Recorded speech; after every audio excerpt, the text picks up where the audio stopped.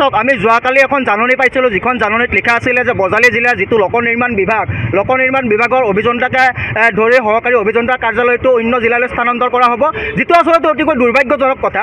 আমাৰ বজালীত এগৰাকী নিজকে জ্যেষ্ঠ বুলি জহাই ফুৰা মন্ত্ৰী এগৰাকী আছে ৰঞ্জিত কুমাৰ দাস ডাঙৰীয়া।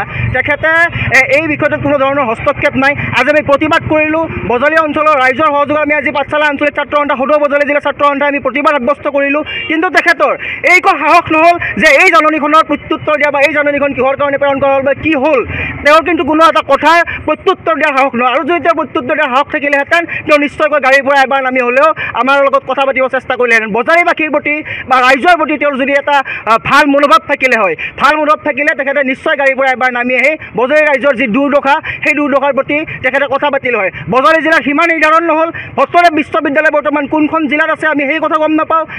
জলসিঞ্চন বিভাগ গ'ল, সকলোবিলাক যিসমূহ বিভাগ বা বজালী অঞ্চলৰ ৰাইজৰ যিসমূহ আচলতে বিভাগসমূহ আছিলে সেই বিভাগসমূহ তেখেতসকলৰ অন্য জিলালৈ স্থানান্তৰ কৰিলে। গতিকে আমি প্ৰতিবাদ সাব্যস্ত কৰিছোঁ আৰু অনাগত দিনতো এই মন্ত্ৰীগৰাকীৰ বিৰুদ্ধে অসম চৰকাৰৰ বিৰুদ্ধে আমাৰ প্ৰতিবাদী কাৰ্যসূচী সাব্যস্ত হৈ থাকিব। আমি যোৱাকালি এখন জাননী পাইছিলোঁ য'ত Bajali district territorial building division আৰু বজালী টেৰিটৰিয়েল ৰোড ডিভিজন, ইতিমধ্যে বজালী ডিষ্ট্ৰিক্ট টেৰিটৰিয়েল যোনটো বিল্ডিং ডিভিজন আছে সেইটো Barpeta and Bajali health and education division কৰা হৈছে।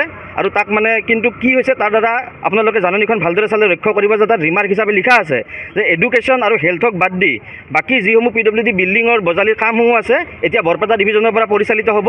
আৰু যোনটো বজালী টেৰিটৰিয়েল ৰোড ডিভিজন আছে সেইটো ইতিমধ্যে Nalbari district health and education ডিভিজনলৈ পৰিৱৰ্তন কৰা হৈছে, এইটো নলবাৰীলৈ স্থানান্তৰ কৰা হৈছে। আৰু যোনটো বজালী টেৰিটৰিয়েল ৰোড ডিভিজনৰ যিসমূহ কাম কাজ আছিলে সেইসমূহ ভৱানীপুৰ সৰভোগ আৰু পাকা বেতবাৰী যি টেৰিটৰিয়েল ৰোড ডিভিজনত বৰপেটা ৰোডৰ কাৰ্যালয় আছে তাৰ পৰা পৰিচালিত হ'ব। অৰ্থাৎ পাঠশালাৰ মাজমজিয়াৰ পৰা বজালী জিলা সদৰ পাঠশালাৰ মাজমজিয়াৰ পৰা দুটাকৈ কাৰ্যালয় ইতিমধ্যে ইয়াৰ পৰা স্থানান্তৰ কৰা হ'ল। ইয়াৰ পূৰ্বে কেইবাবাৰো জলসিঞ্চন বিভাগৰো ইয়াৰ ডিভিজন কাৰ্যালয় ইয়াৰ পৰা স্থানান্তৰিত কৰা হৈছে। কিন্তু আমি যদি সকলোৱে চাওঁ এই সকলো কথাৰ মূল কিন্তু গুৰি হৈছে বজালী জিলাৰ আজি পৰ্যন্ত সীমা নিৰ্ধাৰণ নোহোৱা। সমষ্টি পুনৰ নিৰ্ধাৰণৰ পিছত আমি বাৰম্বাৰ কৈছিলোঁ যে ভৱানীপুৰ সৰভোগ আৰু বজালী সমষ্টিক লৈ পেলাই বজালী জিলা গঠন কৰা হ'ব লাগিব আৰু আমাক আশ্বাস দিয়া হৈছিল যে তেনেদৰে বজালী জিলা গঠন কৰা হ'ব। কিন্তু পৰৱৰ্তী সময়ছোৱাত তিনিজনকৈ কেবিনেট মন্ত্ৰী ইয়াত প্ৰতিবেদন ল'লে, সকলোৰে সাক্ষ্য ল'লে, কিন্তু সেই প্ৰতিবেদন কি হ'ল?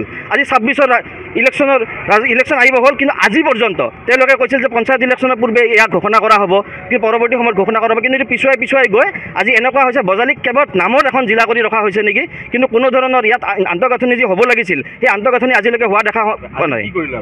আজি নিশ্চিতভাৱে আমি এই যোনটো সিদ্ধান্ত যোৱাকালি জাননী সিদ্ধান্ত আমি প্ৰতিবাদ কৰিছোঁ। ইয়াত যি জ্যেষ্ঠ কেবিনেট মন্ত্ৰী বজালী সমষ্টি পাটাচুৰচি সমষ্টিৰ বিধায়ক ৰঞ্জিত কুমাৰ দাস ডাঙৰীয়াক আমি এই সিদ্ধান্তৰ প্ৰতিবাদ তেওঁৰ সন্মুখত আমি সিদ্ধান্তৰ প্ৰতিবাদ কৰিছোঁ আৰু আমি কৈছিলোঁ যে গণতান্ত্ৰিকভাৱে আমি তেখেতক এবাৰ লগ কৰি এই বিষয়ে কিন্তু কিয় এই কাৰ্যালয় স্থানান্তৰ কৰা হ'ল বা এই ক্ষেত্ৰত তেখেতে কি পদক্ষেপ গ্ৰহণ কৰিছে সেই কথা আমি জানিবলৈ চেষ্টা কৰিছিলোঁ, কিন্তু তেখেতে এই আমাৰ প্ৰতিবাদৰ প্ৰতি ভ্ৰক্ষেপ নকৰি তেখেতে ইতিমধ্যে গমন কৰিছে আৰু আমি ধিক্কাৰ জনাইছোঁ আৰু আমি বাৰম্বাৰ কৈছোঁ, কিন্তু এই কথা কিন্তু মানি লোৱা নহ'ব। বজালীৰ আৱেগক বাৰে বাৰে লৈ এনেদৰে হেতালি খেলা মানি লোৱা নহ'ব আৰু বজালী জিলাক পূৰ্ণাংগ জিলাৰ মৰ্যাদা কিন্তু দিব লাগিব, অন্যথা কিন্তু কোনো হাৰি নাযাব।